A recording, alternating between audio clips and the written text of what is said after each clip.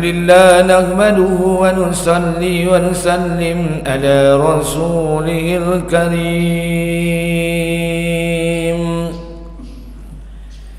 أشهد أن لا إله إلا الله وأشهد أن محمدا عبده ورسوله فقال الله تعالى في كتابه الكريم أعوذ بالله السميع العليم من الشيطان الرجيم بسم الله الرحمن الرحيم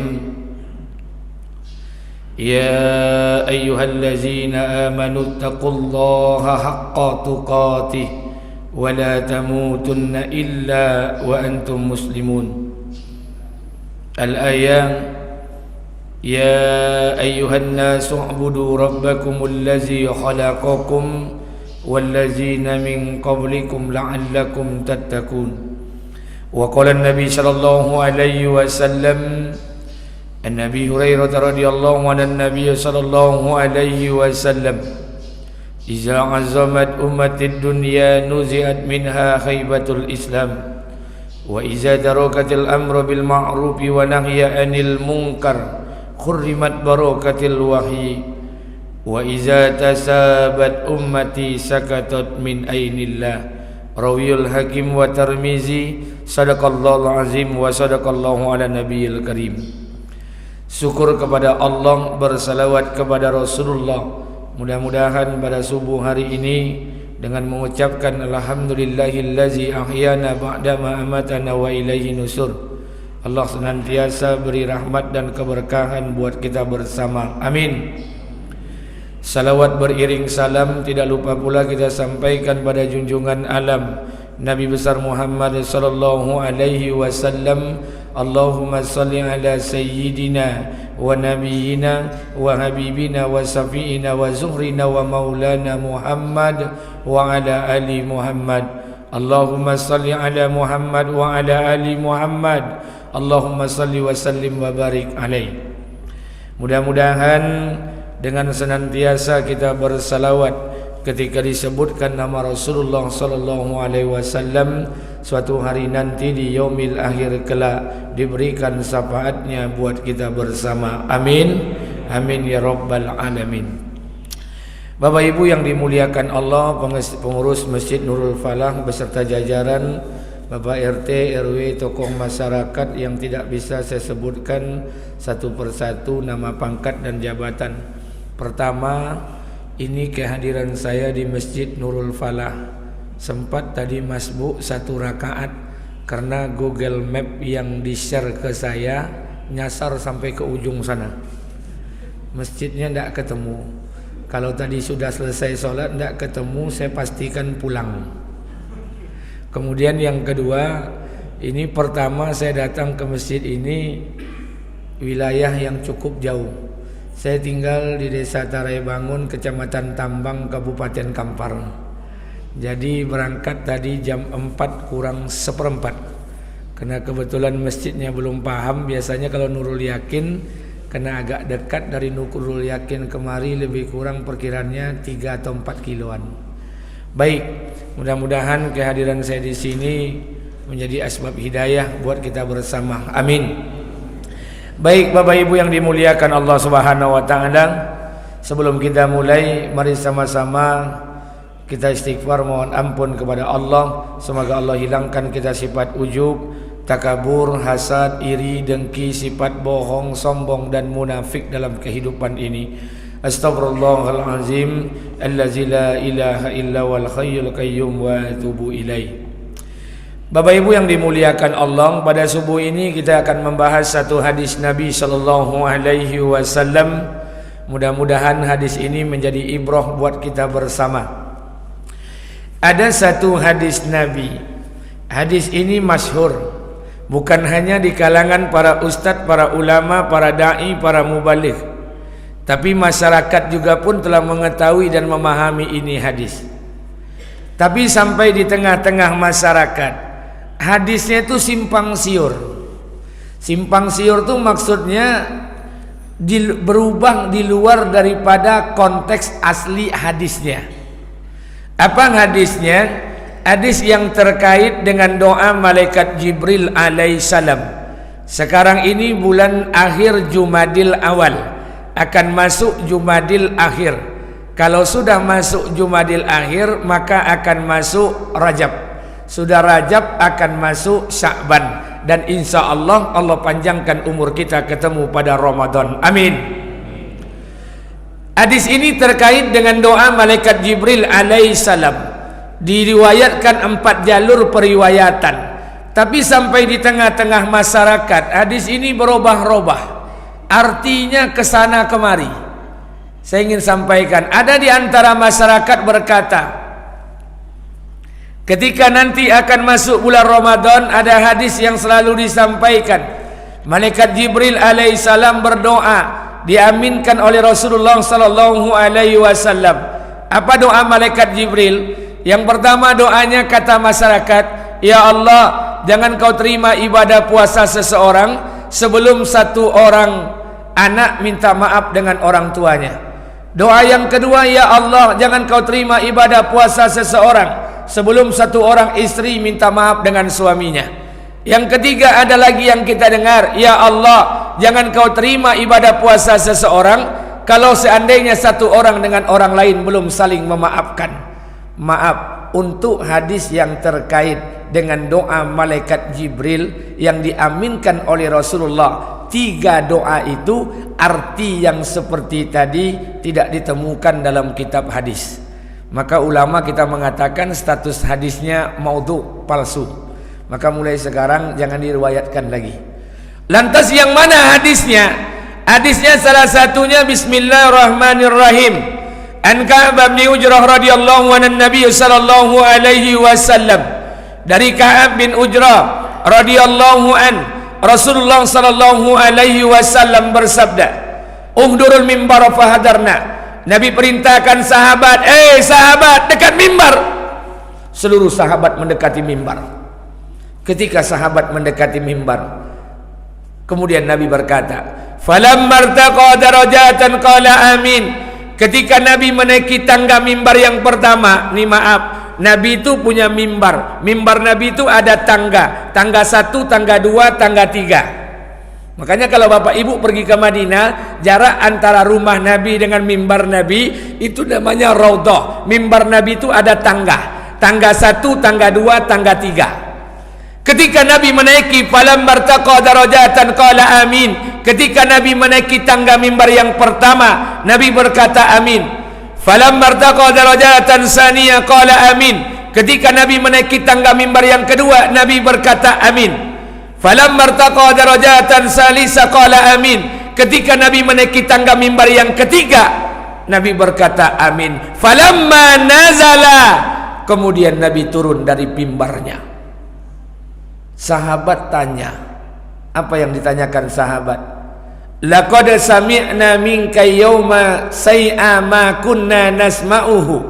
Ya Rasulullah, sungguh kami pada hari ini mendengar sesuatu yang tak pernah kami dengar sebelumnya. Apa yang didengar sahabat? Sahabat mendengar Nabi berkata amin sebanyak 3 kali, sementara sahabat Nabi tidak melihat lawan bicara Nabi. Laqad sami'na minka yauma say'a ma kunna nasma'u. Kemudian Nabi menjawab, qala inna Jibril alaihissalam aradali.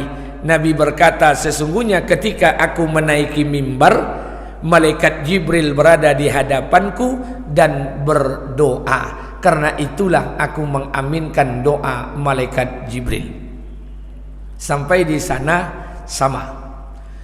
Ada tidak lagi doa yang lebih mustajab dibandingkan doa mereka yang berdoa Ruhul Kudus Jibril alaihissalam, yang mengaminkan penghulu daripada seluruh nabi, baginda Nabi Muhammad sallallahu alaihi wasallam. Yang berdoa Jibril, yang mengaminkan Rasulullah. Tidak ada doa yang lebih mustajab dibandingkan doa mereka. Pertanyaannya, apa doa malaikat Jibril alaihissalam? Ini kita akan bahas satu persatu. Terkejar waktu kita sampaikan. Kalau tidak terkejar waktu, ya kita cari waktu yang lain. 1. Apa doa malaikat Jibril yang pertama? Ba'uda man adraka Ramadan falam yughfar lahu celaka orang yang ketemu Ramadan, basuh Ramadan, basobok Ramadan, ikut puasa Ramadan, ikut berbuka, ikut sahur, ikut amalia Ramadan, ikut tarwih, ikut witir, basuhnya Ramadan, basoboknya Ramadan, ketemunya Ramadan, falam yukfar lahu, tapi dia tak dapat diampuni oleh Allah Subhanahu wa taala. Celaka orang yang ketemu Ramadan tapi tak dapat ampunan dari Allah. Why? Limaza? Kenapa mereka ketemu dengan Ramadan tapi mereka tak dapat ampunan dari Allah? Ada dua penyebab. Penyebab yang pertama, bahwa orang akan menghadapi Ramadan, tidak mereka hadapi Ramadan itu dengan keimanan yang betul. Makanya kalau ayat Ramadan, dari sekarang kita sudah mulai memperbaiki diri. Ya ayyuhallazina amanu kutiba alaikumusiyam. Ini ayat diperuntukkan untuk orang beriman. Kalau ada orang ketika Ramadan tidak menyambut Ramadan itu dengan keimanan yang betul, boleh jadi kita tak dapat ampunan atau tidak diampunan ketika bulan ampunan penuh datang kepada kita. Jadi oleh karena itu perbaiki keimanan kita, keimanan yang betul kepada Allah. Saya, ibu, kita bersama, bapak-bapak sekalian, termasuk saya pribadi, kita perbaharui keimanan kita. Perbaharui keyakinan kita, keyakinan yang betul kepada Allah. Makanya orang-orang dahulu, sahabat Nabi radhiyallahu anhum ajmain, itu mereka itu orang-orang yang keimanannya betul, Pak. Makanya dikatakan oleh Allah dalam Quran, radhiyallahu an wa radu'an. Allah ridho dengan mereka, mereka pun ridho dengan Allah. Kenapa? Sahabat itu keyakinannya luar biasa.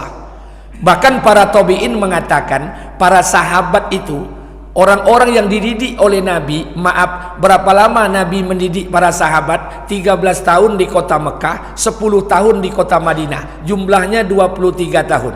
Coba bayangkan, Bapak Ibu yang dimuliakan Allah, pergi Bapak Ibu ke kota Mekah, tunaikan ibadah haji dan umroh. Maaf, tunjukkan dengan saya mana infrastruktur bangunan fisik yang dibangun oleh Nabi sampai hari ini masih ada. Kalaupun ada, tak lebih daripada 5%. Tapi apa yang dibangun Nabi? Yang dibangun Nabi 13 tahun di kota Mekah, SDM, sumber daya manusia. Nabi didik sahabat di kota Mekah 13 tahun. Setelah Nabi wafat, muncullah generasi terbaik. Tidak ada generasi terbaik setelahnya, yaitu generasi sahabat yang imannya, yang amalnya sama dengan iman dan amal Rasulullah sallallahu alaihi wasallam. Jadi sekarang ini yang perlu digalak ini pembangunan SDM. Kita bangun sumber daya manusia. Kalau memang ingin membangun masjid vital sifatnya kamar mandi, silahkan. Tapi kalau hanya untuk menghias-hias masjid, hentikan. Sekarang bangun SDM, bangun generasi-generasi, karena setelah ini akan muncul generasi-generasi yang paling baik, yang keyakinannya betul kepada Allah. Jadi iman itu mesti diperbaharui. Makanya Pak, mohon maaf, sahabat Nabi itu keimanannya itu luar biasa. Sehingga para tabi'in mengatakan, apa kata tabi'in? Tabi'in mengatakan sahabat Nabi itu mereka orang-orang yang ndak bakapalo. Apa maksudnya? Bukan sahabat Nabi itu ndak bakapalo. Sahabat Nabi itu terkadang tidak menggunakan matanya, tidak menggunakan telinganya, tidak menggunakan logikanya, tidak menggunakan akalnya demi meyakini perkataan Allah dan demi meyakini perkataan Rasulullah. Ndak pakai utak Pak.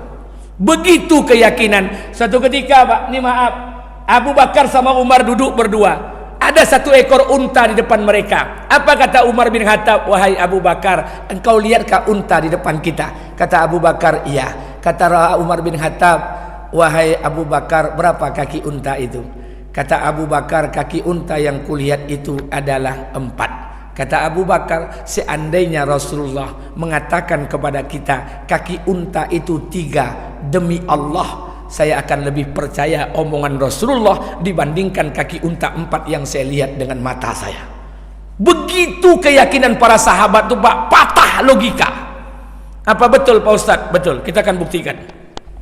1, ketika peristiwa Isra dan Mi'raj. Subhanallazi asra bi'abdihi lailan minal masjidil harami ilal masjidil aqsa allazi barakna haulahu linuriyahu min ayatina innahu was-sami'ul basir. Ketika Rasulullah diperjalankan Allah dari Masjidil Haram ke Masjidil Aqsa. Ini Masjidil Haram, Masjidil Aqsa. Haram ke Aqsa ni jauh. Masjidil Haram di kota Mekah, Aqsa di kawasan Sam, Palestin. Ini jaraknya jauh. Berbeda dengan Masjidil Haram dengan Masjid Nabawi. Kalau Masjid Nabawi itu dokek Pak, 480 km. Pekanbaru Jambi. Kalau bapak ibu umroh atau haji antara Mekah Madinah itu dekat. Pakai bus 7 jam, pakai unta seminggu 2 hari, jalan kaki ompek minggu 5 hari. Kalau tidak percaya cubalah. Ini bukan Mekah Madinah, ini Mekah Palestin. Nabi diperjalankan oleh Allah dari Mekah ke Palestin, kemudian dari Palestin Syam naik ke Sidratil Muntaha, bertemu dengan Allah, turun sebelum fajar. Apa kata Abu Lahab, Abu Jahal? Abu Lahab, Abu Jahal tak terima dengan kisah ini. Lantas dia cari Abu Bakar. Jumpa Abu Bakar, apa kata Abu Lahab, Abu Jahal? Oi Abu Bakar, ang percaya ndak? Ada anak muda gilo. Inyo jalan dari kota Mekah ke Palestin, ke Sam. Kemudian naik ke atas langit bertemu Tuhannya. Turun sebelum fajar. Kata Abu Bakar, anak muda yang gila yang kau maksud tu siapa? Kata Abu Lahab, itu ada anak muda gila. Inyo ngaku jalan dari Mekah ke Sam, kemudian naik ke atas langit, bertemu Tuhannya, turun sebelum fajar. Kata Abu Bakar, anak muda dan gila yang kau maksud tu siapa? Kata Abu Lahab, Muhammad, kawan Waang tu. Mendengar nama Muhammad, Abu Bakar tundukkan hati dan kepalanya. Abu Bakar ni Pak orang pintar, cerdik, sahabat Nabi yang pertama dari kalangan umat laki-laki masuk surga tu Abu Bakar. Tidak ada satupun yang berani menghina Abu Bakar kecuali orang Syiah. Abu Bakar ni orang pintar, cerdas, alim, arif, bijaksana. Bapak Ibu boleh baca kisah Abu Bakar dalam Khulufur Rasyidin yang dikarang oleh Husain Haikal. Lihat kisah Abu Bakar Siddiq radhiyallahu an. Abu Bakar ni orang pintar, cerdik, cerdas. Logika Abu Bakar tak mungkin bisa menerimanya. Tapi karena yang berkata itu adalah Muhammad, apa kata Abu Bakar? Oh, Muhammad. Kata Abu Bakar, kalau memang benar apa yang kalian sampaikan adalah dari Muhammad. Kata Abu Bakar, wallahi, wallahi, demi Allah, lebih daripada apa yang kalian sampaikan, saya akan percaya dengan omongan Rasulullah sallallahu alaihi wasallam. Patah logika Pak, tidak main akal lagi demi meyakini perkataan Nabi. Abu Bakar ni sahabat yang cerdas, cerdik. Tak sama je awak dah Pak. Awak kau bontok cerdik tapi bongak. Baru seketik hafal hadis lah pandai mengacau-ngacau. Abu Bakar tu orang pintar. 2. Ketika terjadi peristiwa hijrah di rumah Nabi. Nabi dalam rumah. Di luar Nabi malam itu orang akan berencana membunuh Nabi. Allah perintahkan Nabi meninggalkan kota Mekah menuju kota Madinah bersama Abu Bakar dan rombongan yang lainnya. Tapi sebelum Nabi pergi, ini orang kafir di luar nih mau berencana malam itu mau membunuh Nabi.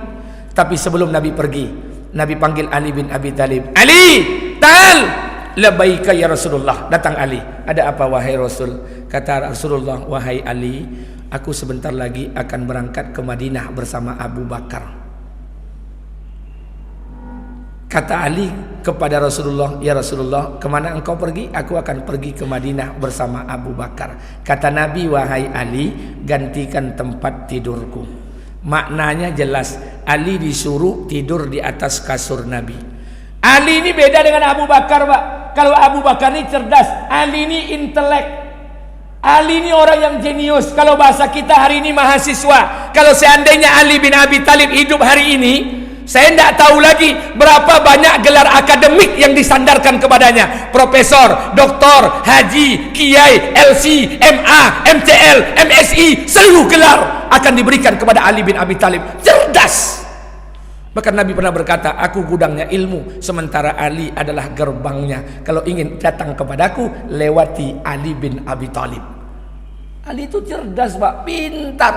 Tapi Ali ini walaupun dia pintar, luar biasa tawaduknya, rendah hatinya. Tak sama je awak baru gelar S1, S2, S3 lah plece-plece lu gaya awak apa. Apa yang mau kita sombongkan Pak? S1, S2, S3, profesor, doktor, tidak ada yang perlu disombongkan Pak. Gelar akademik kita kuliah di luar negeri, dalam negeri, tidak ada yang perlu kita sombongkan. Maaf, iblis alumni Universitas Surga. Dosennya Allah, kampusnya akreditasi di atas A. Tapi kena sombong, Allah usir dari surga turun ke muka bumi. Apa boleh awak tamat S1, SAG, sarjana anggu-anggu, tambah lo MAG, masih lo anggu-anggu. Apa yang kita sombongkan? Tidak perlu kita sombong. Karena gelar ini tidak menentukan kita bisa masuk surga. Al-alim. Siapa orang yang alim, Pak? Orang yang alim itu bukan dikatakan oleh para ulama, bukan hanya ulama saja. Al-alim itu yang dimaksud bukan hanya orang yang kuliah di pondok pesantren, orang yang S1, S2, S3. Al-alim yang dimaksud adalah orang yang rasa takutnya besar kepada Allah. Sudahkah hari ini kita takut kita kepada Allah? 2. Maka Ali tidur di atas kasur Nabi. Ali ini pintar, dia tahu apa yang akan terjadi. Nabi meninggalkan kota Mekah, pergi ke Madinah. Di luar rumah Nabi, orang kafir berencana mau masuk, mau membunuh Nabi. Ketika nanti orang kafir masuk, Nabi tidak ada, ketemu Ali di kasur Nabi, Ali akan dibunuh. Ali tahu apa yang akan terjadi, potensi yang akan terjadi. Tapi apa kata Nabi kepada Ali? Ali, gantikan tempat tidurku. Kata Nabi, besok kau jumpa aku di Madinah. Besok kau jumpa aku di Madinah. Besok kau jumpa aku di Madinah. Mendengar Nabi berkata seperti itu, apa kata Ali? Wallahi, demi Allah, malam ni aku takkan mati. Malam ni aku takkan terbunuh. Malam ni aku takkan mati. Kenapa? Kekasihku Muhammad telah mengatakan, besok kau jumpa aku di Madinah. Patah logika, Pak, demi meyakini perkataan Nabi. Bagaimana dengan kita? 1, 2, 3. Dalam Hikayatus Sahabah ada satu kisah Abu Darda radhiyallahu an. Jadi Abu Darda ini keluar dari rumah, diajarkan doa oleh Nabi. Dibaconyolah doa keluar rumah. Ketika dia keluar rumah, dalam Hikayatus Sahabah dikatakan Abu Darda belum jauh lagi, masih nampak atok rumahnya. Jalan, baca doa, jalan. Belum jauh, datang satu orang sahabat. Assalamualaikum Abu Darda. Waalaikumsalam. Wahai Abu Darda, aku barusan melewati perkampunganmu. Aku lihat komplek perkampunganmu, komplek perumahanmu sedang kebakaran. Pulanglah engkau Abu Darda, tengoklah sebentar Abu Darda, jangan-jangan nanti rumahmu ikut terbakar. Apa kata Abu Darda? Abu Darda membalikkan badannya. Dia lihat asap yang sangat hitam, api yang sangat merah, komplek perumahan perkampungannya terbakar, kebakaran. Nampak oleh Abu Darda, karena belum jauh. Abu Darda menundukkan hatinya, dia berkata, wallahi, demi Allah, rumahku takkan terbakar. Jalan lagi Abu Darda. Datang sahabat yang kedua. Assalamualaikum Abu Darda. Waalaikumsalam. Wahai Abu Darda, aku barusan melewati perkampunganmu. Aku lihat banyak rumah yang terbakar. Pulanglah engkau sebentar Abu Darda, tengoklah, jangan-jangan rumahmu terbakar. Kata Abu Darda, wallahi, demi Allah, rumahku takkan terbakar. Jalan lagi Abu Darda. Datang sahabat yang ketiga. Apa kata sahabat yang ketiga? Wahai Abu Darda, wallahi, aku menyaksikan dengan mata kepalaku banyak rumah di perkampunganmu terbakar. Sekarang api sedang membakar rumahmu. Pulanglah Abu Darda, pulang.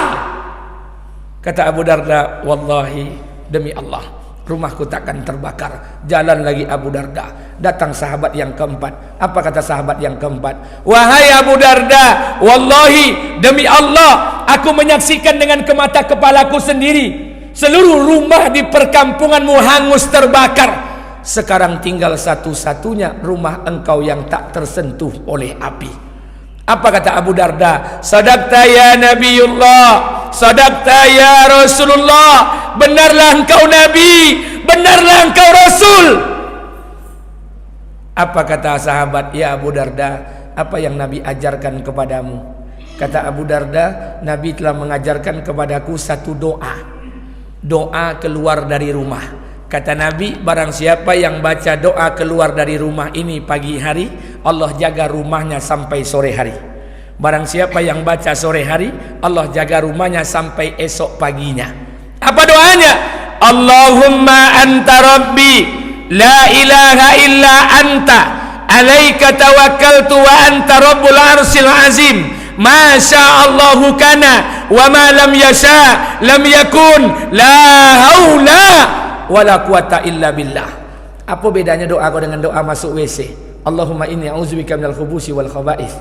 Apa bedanya doa kau dengan doa keluar WC? Ghufranaka alhamdulillahillazi asaba ani azza wa afani. Apa bedanya doa kau dengan doa niat makan? Allahumma barik lana fima razaqtana wa qina azabannar. Apa bedanya doa kau dengan doa selesai makan? Alhamdulillahillazi at'amana wa saqana wa ja'alana minal muslimin. Apa bedanya doa kau dengan doa mau tidur? Bismika Allahumma ahya wa bismika amut. Apa bedanya doa kau dengan doa bangun tidur? Alhamdulillahillazi ahyana ba'dama amatana wa ilaihi nusur. Tidak ada bedanya, sama doa-doa yang disampaikan Nabi. Tapi Abu Darda meyakini doa yang disampaikan Nabi melebihi apa yang dilihat, api yang dilihat oleh mata kepalanya. Beda sama awak, Pak. Kita hari ini diajarkan doa-doa Nabi, doa masuk WC, awak ndak mau baca, keluar WC ndak baca. Ya Allah, lindungilah aku dari jin laki-laki, jin perempuan, setan laki-laki, setan perempuan. Kita sendiri pun ndak mau baca. Makanya ketika awak masuk WC, awaklah jadi jin bencong di WC itu. Makanya mohon maaf, Pak, penyakit orang Islam gini, Pak, bukan mereka meninggalkan sholat. Penyakit orang Islam hari ini bukan mereka meninggalkan masjid. Penyakit orang Islam hanya satu hari ini. Jangankan orang kafir, orang Islam saja tidak yakin dengan amal yang disampaikan nabinya. Ini penyakit orang Islam hari ini. Jangankan orang kafir, orang Islam saja tidak yakin lagi dengan amal yang disampaikan nabinya. Saya mau tanya pada ibu-ibu, mana yang lebih wajib, pakai jilbab atau masker? Tolong jawab, pakai jilbab atau masker? Jilbab. Saya mau tanya, pakai jilbab itu hukumnya wajib atau sunat? Wajib atau sunat? Itu di luar ngapo telanjang jolai. La ilaha illallah. Orang Islam saja tidak yakin lagi dengan amal yang disampaikan nabinya. Saya mau tanya pada bapak-bapak, mana yang lebih utama, sholat di rumah atau di masjid? Di rumah atau di masjid? Itu ngapo di rumah sembahyang leh? Penyakit orang Islam hari ini, jangankan orang kafir, orang Islam saja tidak yakin dengan amal yang disampaikan nabinya. Pantas Islam merosot, pantas agama Islam seperti buih di lautan. Maka kita nak kembalikan keyakinan kita kepada Allah, kepada Rasulullah. 3. Ada orang tanya dengan saya, Pak Ustadz, itu kan sahabat Nabi Ustadz, wajar dia yakin dengan Nabi. Ada ndak orang yang hidup di zaman Nabi, orang kafir yang percaya dengan Nabi? Aduh. Jadi jangan disangka sahabat saja yang percaya dengan Nabi, orang kafir pun percaya dengan Nabi. Suatu ketika, Pak, ini maaf, Nabi naik ke atas Bukit Safa. Bukit Safa itu di Makkah. Bapak Ibu yang sudah menunaikan haji umroh itu pasti jalan Safa Marwah. Nabi naik ke atas Bukit Safa. Di belakang Bukit Safa itu ada kerajaan King Saud besar. Nabi naik ke atas Bukit Safa. Nabi kumpulkan seluruh sanak familinya. Dalam sebuah riwayat hadis dikatakan 45 orang. Dalam riwayat lain dikatakan 63 orang. Riwayat lain mengatakan 75 orang berkumpul semuanya. Keluarga Nabi, ya, sanak famili Nabi termasuk dalamnya Abu Lahab. Mereka berada di bawah Bukit Safa, Nabi di atas Bukit Safa. Apa kata Nabi, Pak? Wahai penduduk kota Mekah, seandainya aku sampaikan kepada kalian di sebelah bukit sana ada orang yang akan datang mau membunuh kalian, apakah kalian percaya? Apa kata orang Mekah?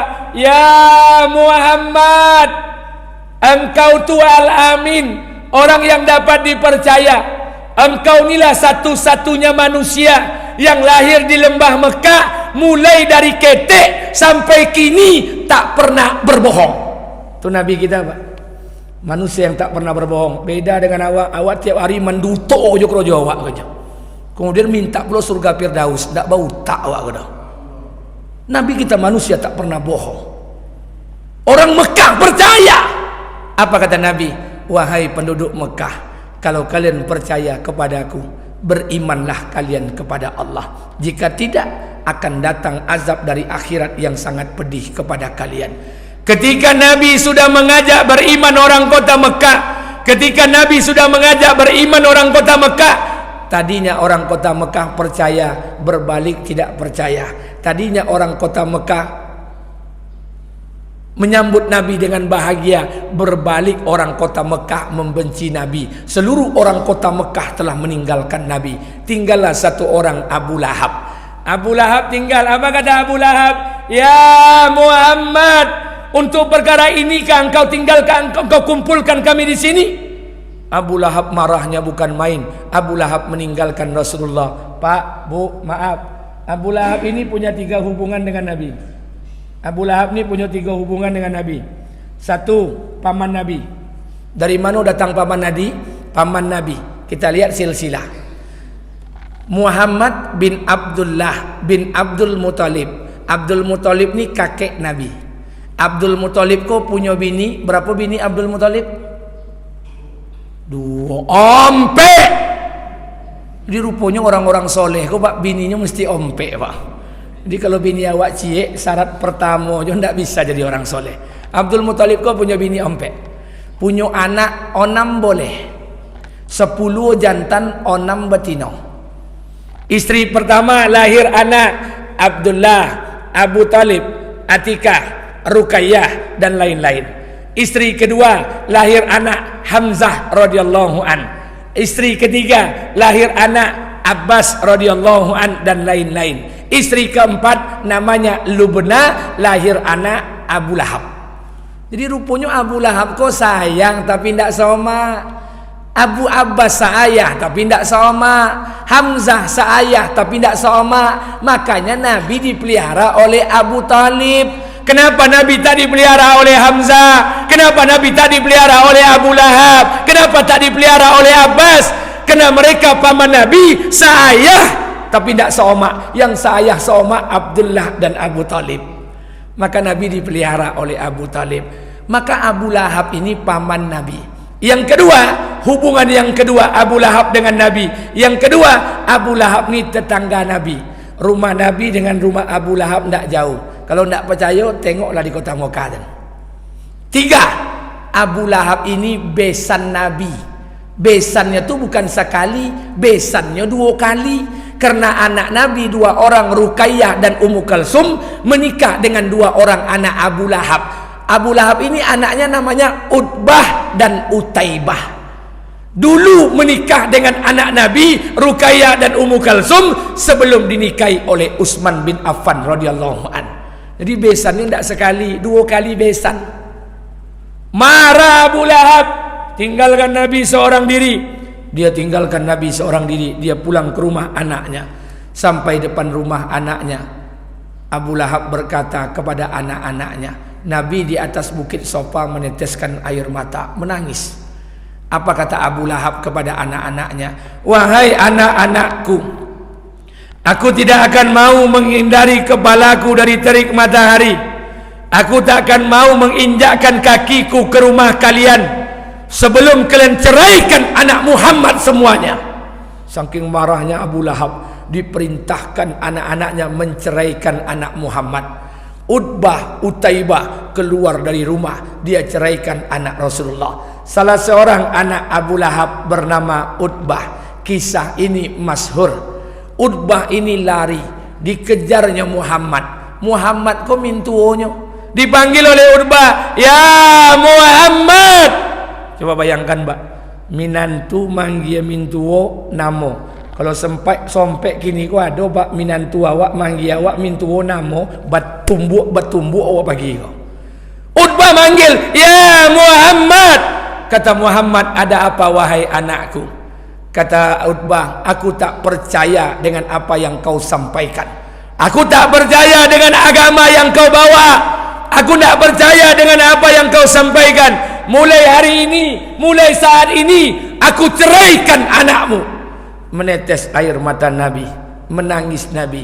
Ayah siapa yang tidak menangis? Anaknya diceraikan oleh minantunya tanpa adab, tanpa etika, tanpa akhlak. Menetes air mata Nabi di pipinya yang mulia.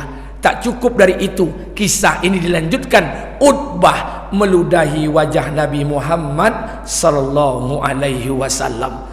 Hancur hati Nabi, Hancur hati Rasul.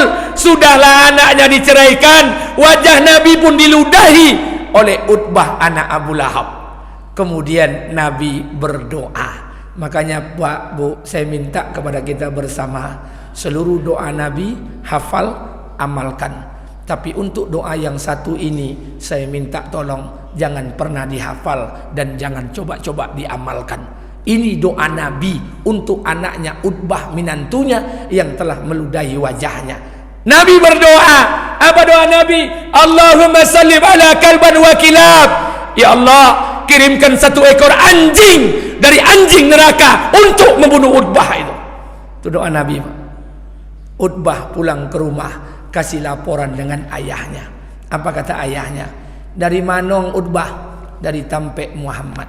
Mangang situ dan caci maki Muhammad. Terus dan kata-katai Muhammad. Terus dan hina Muhammad. Terus Muhammad ngomong apa? Kata Abu Lahab. Utbah bilang Muhammad tidak ada ngomong. Terus saya ceraikan anak Muhammad. Kata Abu Lahab, Muhammad ngomong apa? Kata Utbah, Muhammad tak ada mengomong. Terus saya ludahkan wajah Muhammad. Kata Abu Lahab, Muhammad ngomong apa? Muhammad tak ada ngomong, tapi dia doa. Apa doanya? Dia minta dengan Tuhannya satu ekor anjing dari anjing neraka untuk membunuhku. Mendengar itu Abu Lahab langsung nangis. Apa kata Abu Lahab? Mampu yang nak, mampu yang. Muhammad tak pernah bohong. Bayangkan Abu Lahab yang jelas-jelas satu Quran dibuat satu surat untuk Abu Lahab saja, penghuni neraka jahanam, istrinya pun membawa kayu bakar. Begitu percayanya dengan omongan Rasulullah sallallahu alaihi wasallam. Bagaimana dengan kita hari ini? Wahai yang mengaku ahli masjid, ya wahai yang mengaku ahli Quran, bacaan kalian one day one juz, one night one juz. Wahai yang mengaku ahli zikir, yang zikir kalian 50.000 setiap malam. Mana keyakinan kita dengan sabda Nabi Muhammad sallallahu alaihi wasallam? Iza azamat ummati dunia nuziat minha ghaibatul Islam. Apabila umatku sudah mencintai dunia ini, mati-matian mereka cari dunia ini. Iza azamat ummati dunia nuziat minha ghaibatul Islam. Kalau orang sudah mati-matian cari dunia, maka tercabut kehebatan Islam. Makanya mohon maaf, saya ingin sampaikan buat kita bersama. Tidakkah kita percaya dengan perkataan Rasulullah? Ini bukan perkataan saya, Pak. Bukan perkataan para ulama, bukan perkataan ustaz. Ini perkataan Rasulullah sallallahu alaihi wasallam. Iza azamat ummati dunia nuziat minha ghaibatul Islam. Kalau umatku sudah mati-matian mencari dunia, dicabutlah kehebatan Islam. Makanya mohon maaf Bapak Ibu yang dimuliakan Allah, kita ni hari ini lucu. Maka betul kata Ustaz Abdul Somad, pernah disampaikan dengan saya. Apa katanya? Ada orang mati-matian cari makan sampai-sampai inyo lupa makan. Ada orang mati-matian cari makan sampai-sampai terlambat makan. Ada orang mati-matian cari makan sampai-sampai dia sendiri pun tidak bisa makan. Summa na'udzubillah. Wa iza tarakatil amru bil ma'ruf wa nahya 'anil munkar. Kalau umatku sudah meninggalkan amar ma'ruf, nahi munkar, tidak ada lagi ajak kepada kebaikan, tidak ada lagi cegah pada kemungkaran. Khurrimat barakatil wahyi, diharamkan atas kalian keberkahan wahyu. Maka wajar hari ini banyak orang baca Quran tapi bacaannya tidak merubah dia dari bermaksiat kepada Allah. Banyak orang baca Quran, habis baca Quran dia berzina. Banyak orang baca Quran, habis baca Quran dia membuka aurat. Banyak orang baca Quran, habis baca Quran dia berdosa kembali. Hurrimat barakatil wahyi, diharamkan atas mereka keberkahan wahyu. Wa iza tasabat ummati sakatat min ainillah. Kalau mereka sudah caci mencaci, hina menghina, saling buruk memburukkan, saling membuka aib, sakatat min ainillah, jatuhlah kalian dari pandangan Allah. Apa yang terjadi dengan kehidupan kita? Makanya Bapak Ibu yang dimuliakan Allah, saya ingin pesankan buat kita bersama, terkhusus buat saya pribadi. Kita tak lama di kehidupan dunia ini, Pak. Perbaiki keimanan kita kepada Allah. Apa yang kita takutkan kehidupan dunia? Tidak ada yang kita takutkan di kehidupan dunia. Kata Allah, man aslama wajahu lillah wa huwa muhsin falahu ajruhu inda rabbi wala khaufun alaihim walahum yahzanun. Barang siapa yang menyandarkan semua urusannya kepada Allah, bulat-bulat dia serahkan kepada Allah, wa huwa muhsin, dia buat yang terbaik, wala khaufun alaihim walahum yahzanun, Allah cabut di hatinya rasa takut dan tidak akan pernah bersedih hati. Hari ini apa yang kita takutkan di kehidupan dunia, Pak? Apa yang kita takutkan di kehidupan dunia? Tidak ada. Karena mohon maaf, guru saya yang baru meninggal dunia di Jalan Bata, almarhum Dr. Zulkayandri MA. Sebelum dia meninggal beberapa bulan yang lalu, dia pernah berikan nasihat buat saya. Apa katanya? Hari ini manusia tidak takut dengan bencana, tidak takut dengan gempa bumi, tidak takut dengan tsunami, tidak takut dengan longsor, tidak takut dengan bencana alam.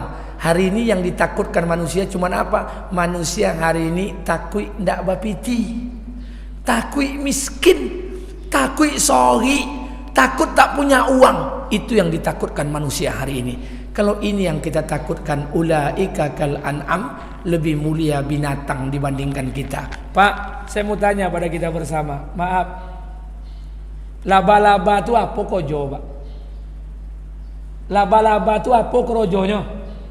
Pernah laba-laba jadi PNS? Pakai NIP nomor induk pegawai? Pernah laba-laba aku ke pasar Tangor? Menggale? Pernah laba-laba aku jadi kontraktor? Tidak ada. Laba-laba itu binatang yang tidak berkrojo. Krojonya apa? Membuat sarang, membuat sarang, membuat sarang, membuat sarang dia krojonya. Tapi Allah jamin rezeki laba-laba. Bapak ibu boleh tengok laba-laba di muka bumi ko. Coba tengok godang pori pada kepala le. Tu tanda laba-laba ni diberi jamin, diberikan rezeki oleh Allah. Awak kadang-kadang lado nda, lado to, walaupun kredit masih takut dengan Allah. Keyakinan tu yang mesti dibetulkan. Tidak akan mungkin kita yang taat, kita yang solat, kita yang ke masjid, kita yang mulai taat, hidup kita susah, tidak mungkin. Hidup kita miskin, tidak mungkin. Kenapa? Yang memelihara kita zat yang maha kaya. Tidak mungkin. Tanamkan dalam hati. Tidak mungkin kita akan susah. Orang kafir tidak pernah solat, tidak pernah ke masjid, mereka selalu berbuat zina, mereka selalu berdosa. Allah berikan rizki kepada mereka. Masa kita yang ke masjid, kita yang baca Quran, kita yang duduk dalam kajian, Allah akan biarkan kita? Tidak mungkin. Pasti Allah akan bantu kita. Keyakinan itu yang mesti kita tanamkan dalam hati ini. Sehingga tidak ada lagi kegelisahan dalam hidup nih, Pak. Tidak ada gelisah. Tidak lagi ketakutan dalam kehidupan. Jika seperti ini iman orang-orang beriman, Masya Allah, maka Islam akan bangkit ke permukaan. Dahulu Islam tidak begitu banyak, tapi keimanan mereka yang betul, Allah jadikan 2/3 belahan dunia ini memeluk agama Islam. Hari ini Islam di mana-mana. Makanya mohon maaf Bapak Ibu yang dimuliakan Allah, kita sama-sama duduk dalam pengajian ini bukan mendengarkan ceramah hebat-hebat dari ustadz-ustadz yang datang. Tidak. Kita datang hari ini, kita ingin memperbaiki diri kita agar iman kita betul, kemudian pulang ke rumah, anak, istri, keluarga kita menjadi orang-orang yang baik. Itu harapan kita. Maaf, saya ingin sampaikan buat kita bersama, sudah masanya sekarang kita bangun sumber daya manusia, laki-laki dan perempuan, kita kembalikan mereka nih kepada Allah, baru nanti Islam akan berjaya. Ini mohon maaf, saya ingin sampaikan buat kita bersama Bapak Ibu yang dimuliakan Allah, padi yang kita tanam belum tentu akan tumbuh, apalagi padi tidak pernah kita tanam. Kita yang sholat, kita yang ke masjid belum tentu akan selamat, apalagi kita jauh dari Allah Subhanahu wa taala. Imam Al-Ghazali sebelum meninggal dunia, dia berpesan, apa katanya? Wahai manusia, ketika engkau dilahirkan engkau menangis, walaupun ayah dan ibumu tertawa ketika engkau dilahirkan. Oleh karena itu, betulkan iman, sempurnakan amal, agar kelak engkau besok bisa tertawa di saat ayah dan ibumu menangis di hari-hari kematianmu. Kita ingin mati dalam keadaan husnul khatimah. Kita ingin mati sebagai seorang syuhada. Kita ingin mati dalam keadaan beribadah. Semoga Allah kabulkan keinginan kita. Amin. Amin. Amin. Ya Rabbal Alamin. Bapak Ibu yang dimuliakan Allah Subhanahu wa taala, mudah-mudahan pagi hari ini yang mulia kita singkat. Mudah-mudahan apa yang saya sampaikan ini ada berkah buat kita bersama. Saya berpesan kepada kita bersama, terkhusus buat saya pribadi, baik menjadi orang penting, tapi jauh lebih penting lagi kalau kita menjadi orang baik. Merasa soleh adalah sebuah kesalahan, merasa salah adalah hakikat sebuah kesolehan. Akui dosa kita di hadapan Allah agar Allah ampuni dosa kita dan Allah terima amal-amal kita. Semoga Allah panjangkan umur kita, Allah sehatkan badan kita untuk bertemu dengan Ramadan tahun yang akan datang. Amin. Amin. Amin. Ya Rabbal Alamin. Ini yang dapat saya sampaikan pada pagi hari ini. Sebelum saya tutup, saya berikan kesempatan 1 menit. Kalau ada yang ingin bertanya, saya persilahkan dengan segala hormat. Silakan.